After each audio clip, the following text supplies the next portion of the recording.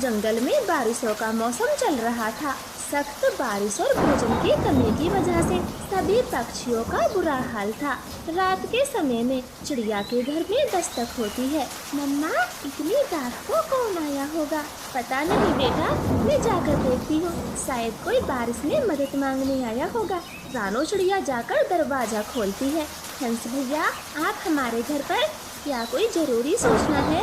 हाँ रानू बहन, मैं तुम सबको चौकन्ना करने आया हूँ। बादलों से खबर मिली है, कल बड़ा तूफान आएगा और आपके जंगल से टकरा कर जाएगा। हाय, हम छोटे पक्षियों का क्या होगा? तूफान तो पूरे जंगल को तबाह कर देगा। अब जो भी हो, तुम सावधान हो जाओ और कल के तूफान की तैयारी करो। मुझे और भी जंगलों में जाना है। इतना बोलकर हंस पक्षी वहाँ से चला जाता है। सुबह सवेरे रानो चिड़िया सबसे पहले उठती है और सारे पक्षियों को बड़े पेड़ के पास इकट्ठा करती है। चिड़िया, क्या बात है, तुमने तो बारिश में ही हमें यहाँ पर बुला लिया। देखो, मैं तो सारी भीग गई हूँ। बताओ, अब क्या जरूरी बात है? गौरी, कल रात हंस भैया आए थे और वो बड़े तूफान की चेतावनी देकर गए हैं, इसलिए मैंने आप सबको यहाँ बुलाया है। तूफान? मेरा तो घर भी कमजोर सा है, मैं क्या करूँगा? तोते, तुम्हारा घर तो है, हमारा तो तिनकों का घोंसला है। उस पर छाता लगाकर गुजारा कर रहा हूँ। अब हमारा क्या होगा? साथियों, ये तो बड़ी समस्या है। हमें तूफान का सामना करना होगा और सारा भोजन लेकर एक ऊंचे स्थान पर जाना होगा। कबूतर भैया, मेरा घर नया है और बड़ा भी। आप सब मेरे घर में रुक सकते हो। सब एक साथ रहेंगे तो डर कम लगेगा। रानो, तुमने अपने घर की मरम्मत अच्छे से तो कर रखी है ना? कहीं सब दब कर मर ना जाए। नहीं नहीं गौरी, मैंने मरम्मत बहुत अच्छे से की है। आप सब चिंता ना करें और अपना सामान लेकर मेरे घर आ जाएं। फिर कालू गौरी अपने घोंसले में जाती है। वो छाता और कुछ दाने लेकर चिड़िया के घर की तरफ निकल जाती है। कबूतर और तोता भी जल्दी जल्दी चिड़िया के घर पहुंच गए थे। अच्छा हुआ जो आप सब यहाँ आ गए। तेज तेज हवाएं चलने लगी हैं। लगता है तूफान आने वाला है। मुझे तो बहुत डर लग रहा है, तूफान में कहीं हम उड़ ना जाएं। गौरी, इतना भी मत डरो, कहीं तूफान से पहले आपकी जान ना निकल जाए। आराम से बैठी रहो। वो सब बातें करते हैं। धीरे धीरे आसमान काला पड़ जाता है। बारिश तेज होती है और पेड़ उखड़ने लगते हैं और तेज तेज हवाएं चलती हैं। तूफान आ गया, तूफान आ गया। आम का पेड़ जड़ से उखड़ गया। गौरी, शांति रखो, हम घर के अंदर हैं, हमें कुछ नहीं होगा। सब ऊपर वाले से प्रार्थना करो। चिड़िया ने इतना बोला ही था कि उसका पेड़ भी उखड़ जाता है। वो सब उल्टे पुल्टे हो जाते हैं और घर उड़ जाता है। वो एक बड़ी चट्टान से टकरा जाता और टूट के बिखर जाता है। कालू के सर से तो खून बह रहा था। गौरी, गौरी, तुम कहाँ हो? मेरा सर फूट गया, मेरा सर फूट गया। मिट्ठू, मिट्ठू तोते, तुम कहाँ हो?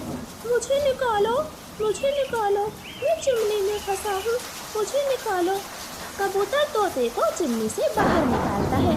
चिड़िया अपनी बेटी को सीने से कस के लगाई हुई थी, मगर गौरी की तो कोई आवाज नहीं आती। सबको उसकी चिंता होती है।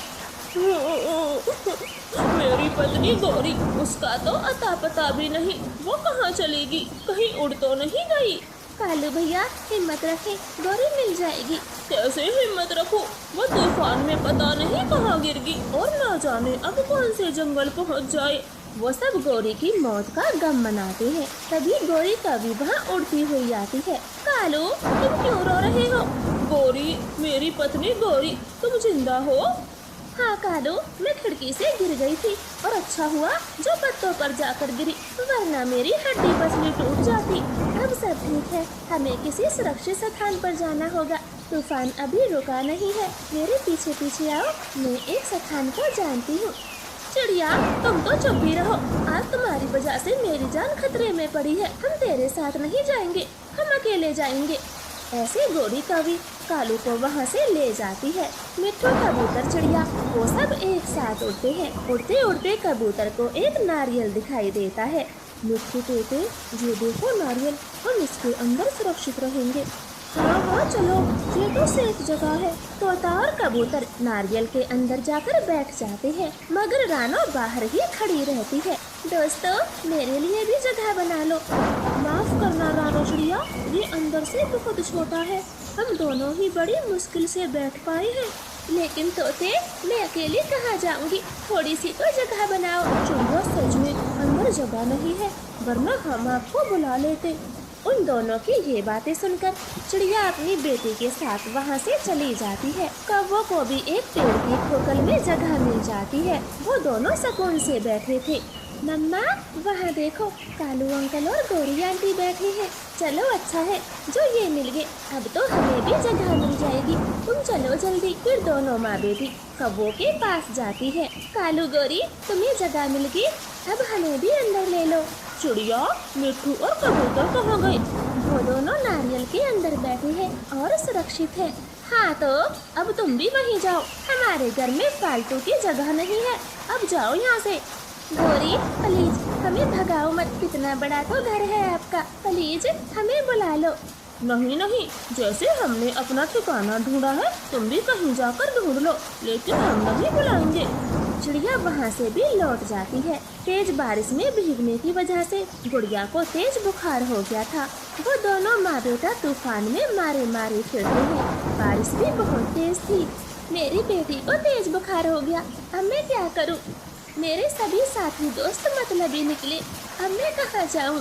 रानो रोने लगती है। उसे अच्छी परी दूर से देख रही थी, वो उसकी मदद करने आती है। चिड़िया, आप बारिश में क्यों रो रही हो? तूफान में मेरा घर टूट गया और मेरे दोस्तों ने भी मुझे अकेला छोड़ दिया। मेरी बेटी को तेज बुखार है, मैं रो नहीं तो क्या करूं? अच्छी परी को रानो पर दया आती है और वो अपनी जादुई छड़ी से वहाँ चमकदार हीरो से घर बना देती है। चिड़िया, ये हीरे का घर है, आप अपनी बेटी के साथ अंदर जाएं।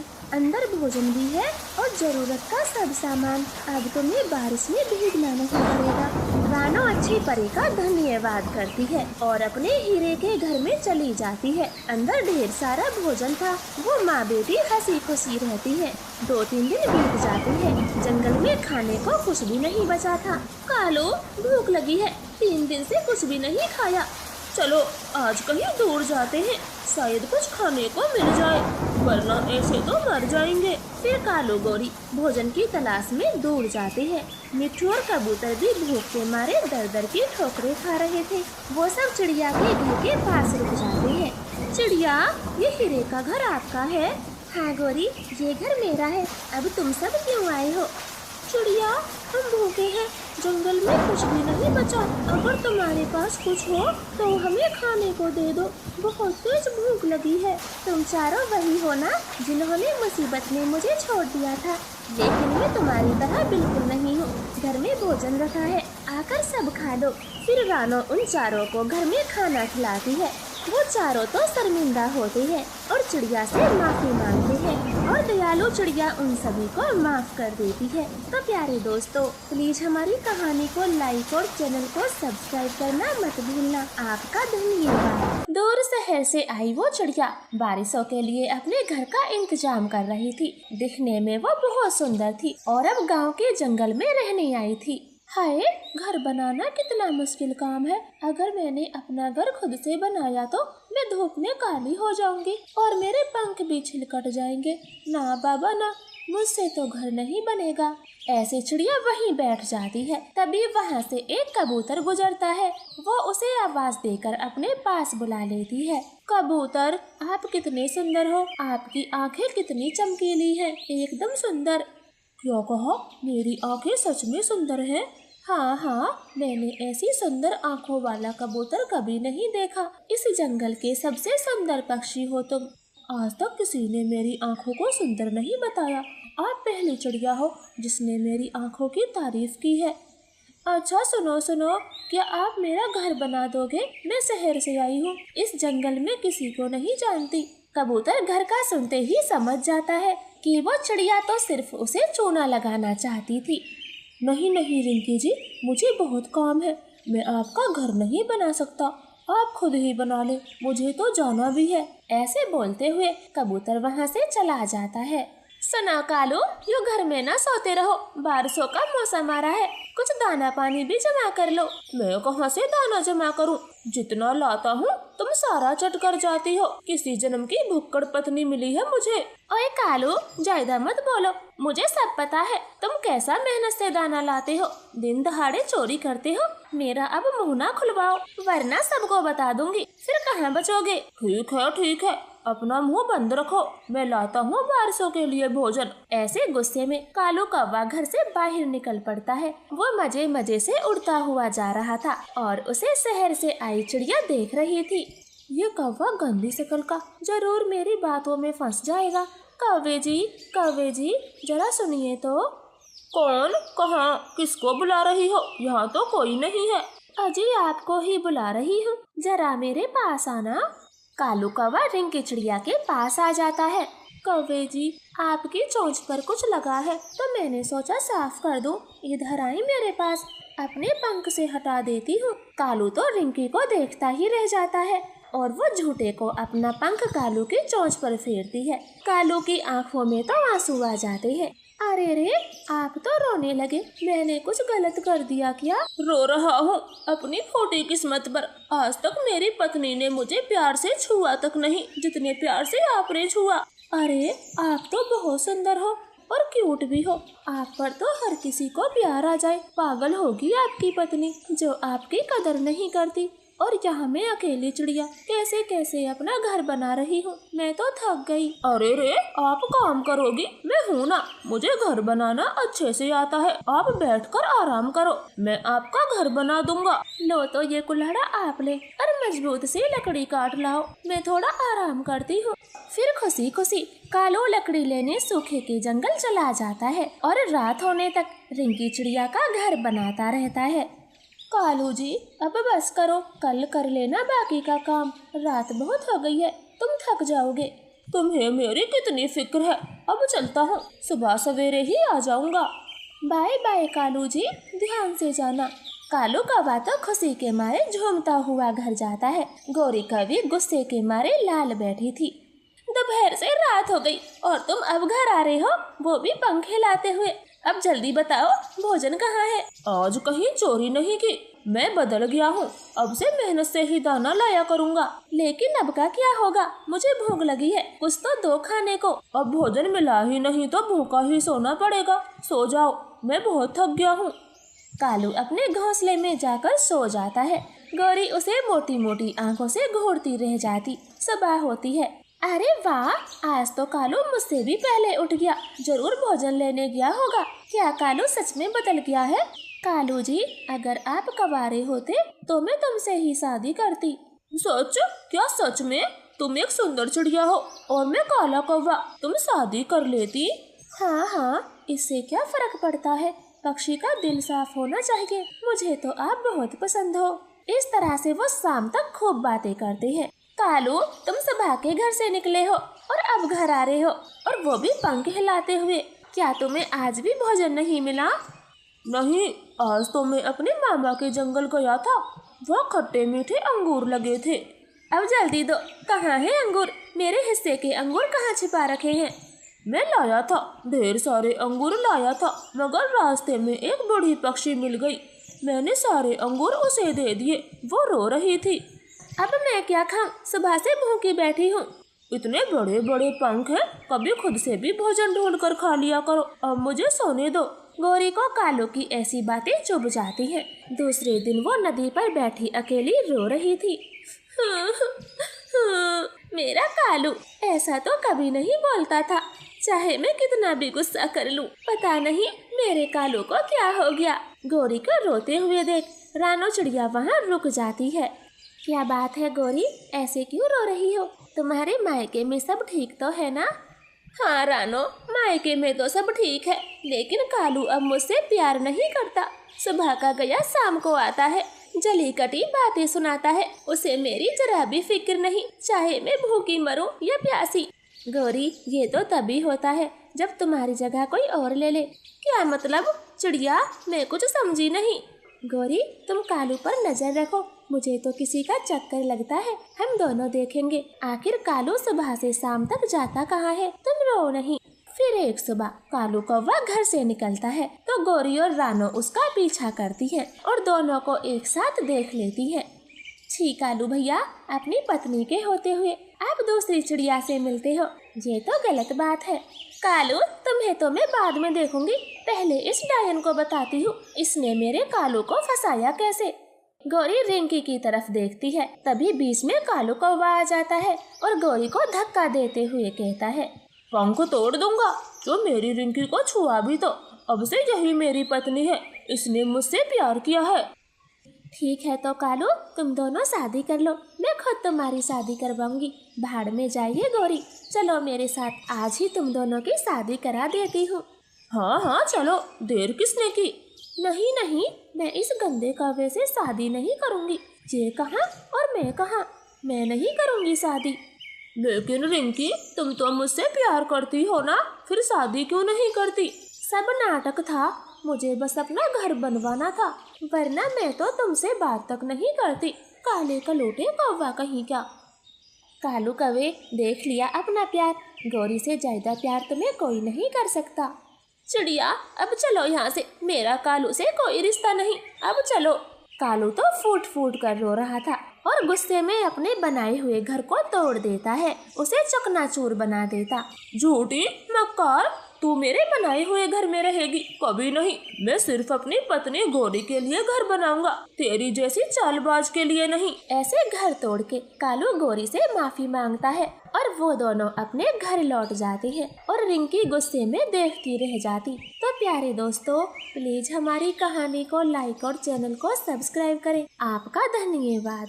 कबूतर के घोंसले में लाल लाल स्ट्रॉबेरी रखी थी, जिन्हें कबूतर बहुत दूर से लाया था। सारे दिन धूप में उड़कर शरीर से पसीने की बू आ रही है, पहले नदी से नहाकर आता हूँ, फिर सुकून से बैठकर मजे से ये लाल लाल स्ट्रॉबेरी खाऊंगा।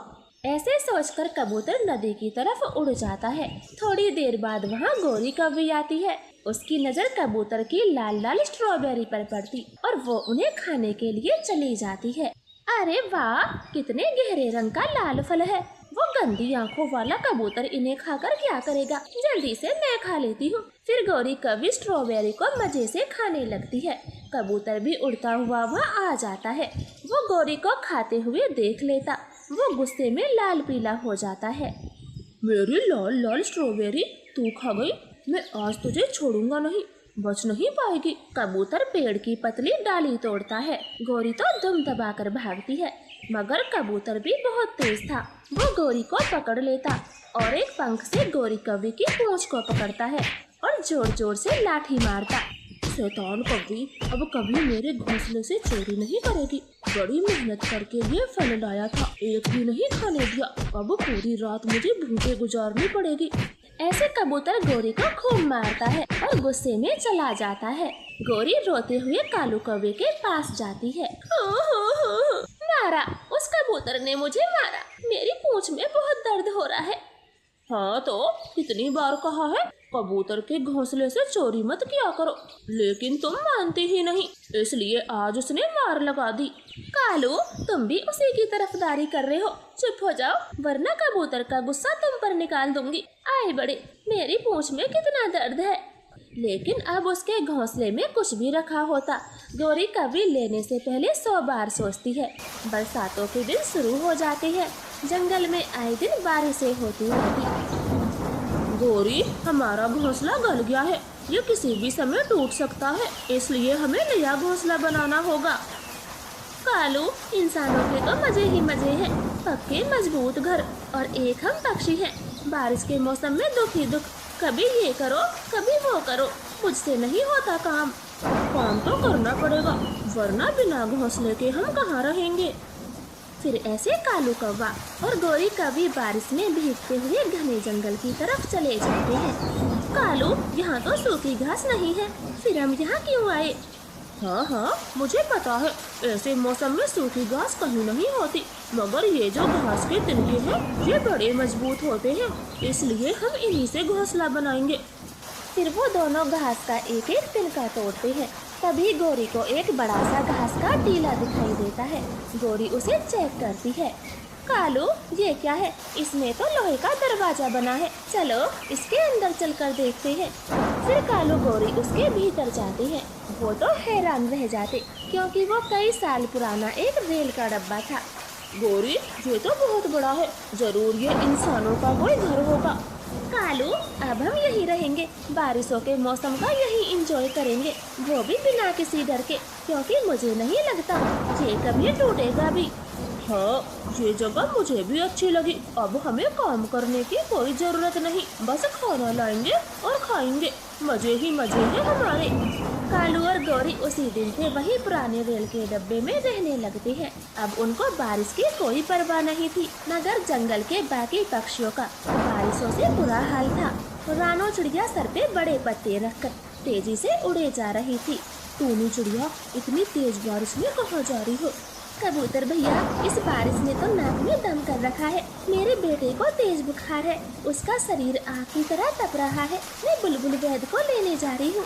टूनी बहन, आप अपने बेटे के पास जाइए, उसे अकेले डर लगेगा, मैं वैद को लेकर आता हूँ। टूनी चिड़िया वहीं से लौट जाती है। थोड़ी देर बाद कबूतर बुलबुल वैद को चिड़िया के पास लेकर आता है। छोटी चिड़िया के आधे घोंसले में पानी भरा हुआ था। चिड़िया, बच्चे को बुखार तो आएगा ही ना, जब सारा सारा दिन पानी में रहेगा और ऊपर से ठंडी बारिश। बुलबुल वैद जी, मैं कल रात से ही बारिश के पानी को फेंकने में लगी हुई हूँ, मगर ये बारिश इतनी तेज है कि पानी खत्म ही नहीं हो रहा। चिड़िया, मैंने कुकू को दवा पिला दी है, थोड़ी देर में बुखार कम हो जाएगा, मगर यहाँ मत रहो, कुकू को बारिश में भीगने मत दो, इसी सुरक्षित स्थान पर ले जाओ, वरना बुखार दोबारा से आ जाएगा। दवाई देकर बुलबुल वहाँ से चली जाती है। कबूतर भैया, मैं कहाँ जाऊँ? सारे जंगल में सब पक्षियों का बुरा हाल है। ये बरसात हमारे लिए दुख लेकर आती है, अब जाती क्यों नहीं है? मेरी मानो तो हमें किसी सुरक्षित स्थान पर जाना चाहिए, मेरा घोंसला भी सुबह ही टूट गया। मगर कहाँ जाएंगे? हम ढूंढ लेंगे कोई ऐसा स्थान जहाँ बारिश से बच सके, मगर इस पानी के घोंसले में रहना ठीक नहीं है। मैं अपना भोजन लेकर आता हूँ, फिर निकल जाएंगे यहाँ से। ऐसे वो दोनों जंगल से निकल पड़ते हैं। उड़ते उड़ते वो उसी जगह पर पहुँच जाते जहाँ पुराना रेल का डब्बा खड़ा था। कबूतर भाई, ये देखो, यहाँ पक्षी रह रहे हैं, हमें भी इनसे मदद लेनी चाहिए। फिर टूनी चिड़िया दरवाजा खटखटाती है। कालू कौवा दरवाजा खोलता है। टूनी चिड़िया, तुम यहाँ, बोलो क्या काम है? कालू गौरी, आप यहाँ रहते हो, बहुत अच्छा है, अब हमें भी घर में ले लो, हम बारिश से बहुत परेशान हैं, मेरे बेटे को बुखार है। चिड़िया, ये घर हमारा है, हम फ्री में नहीं रखेंगे, कुछ तो देना होगा। मेरे पास भोजन की पोटली है, मैं दे दूंगा। तो दो, पहले पोटली दो, तभी मैं घर में आने दूंगी। कबूतर अपनी भोजन की पोटली कालू कौवे को दे देता है। आ जाओ चिड़िया, तुम आ सकती हो, और ये कबूतर बाहर ही रहेगा। लेकिन गौरी, ये मेरे साथ है, तो इन्हें भी आने दो। ना जी ना, इतने भोजन में तो एक ही अंदर आ सकता है, जिसे आना है वो आ जाए। टूनी, आप अंदर चली जाओ, बेटे कुकू को घर की ज्यादा जरूरत है। फिर टूनी चिड़िया ट्रेन घर में चली जाती है। गौरी दरवाजा अंदर से बंद कर लेती। कबूतर बाहर खड़ा बारिश में भीगता है। गौरी, कबूतर बारिश में भीग रहा है, वो बीमार पड़ जाएगा। ये जगह कितनी बड़ी है, कृपया कबूतर भाई को भी बुला लो, मैं उन्हें बारिश में भीगते देख नहीं सकती। चिड़िया, तो तुम भी चली जाओ, लेकिन मैं कबूतर को नहीं बुलाऊंगी। इस गंदी आंखों वाले ने जरा सी स्ट्रॉबेरी के लिए मेरी पूंछ तोड़ डाली थी, इसे तो मैं बारिश में मरते हुए देखना चाहती हूँ। टूनी चिड़िया को कबूतर पर बहुत दया आ रही थी, मगर वो अपने बेटे की वजह से चुप थी। देर रात हो जाती है, मगर बारिश अभी भी हो रही थी। तभी कबूतर को एक बड़ा सा मटका घर दिखाई देता है और वो उसमें जाकर सो जाता। सुबह हो जाती है। कुछ कबाड़े वाले इंसान उस पुराने रेल के डब्बे को वहाँ से ले जाते हैं और वो सब फिर से बारिश में भीगने लगते। टूनी चिड़िया, जहाँ मेरे मटके घर में आ जाओ। और अब कुकू कैसा है? कबूतर भैया, मेरा कुकू ठीक है। कबूतर के बुलाने पर वो सब मटके घर में चले जाते हैं, मगर गौरी कौवी बाहर खड़ी थी। गौरी कौवी, तुम भी मेरे मटके घर में आ सकती हो, क्योंकि मैं पुरानी बातों के बदले नहीं लेता। तुमने मेरा फल चुरा कर खाया तो मैंने गुस्से में तुम्हें मार लगा दी, लेकिन मैं बदले की भावना दिल में नहीं रखता। सॉरी कबूतर सॉरी, मैंने तुम्हें अपने रेल के घर में नहीं बुलाया, लेकिन तुम अच्छे पक्षी हो, मैं तो बेकार में ही गलत समझ बैठी। फिर वो सब दोस्त मटके के घर में मिलजुल कर रहते हैं। आपका धन्यवाद।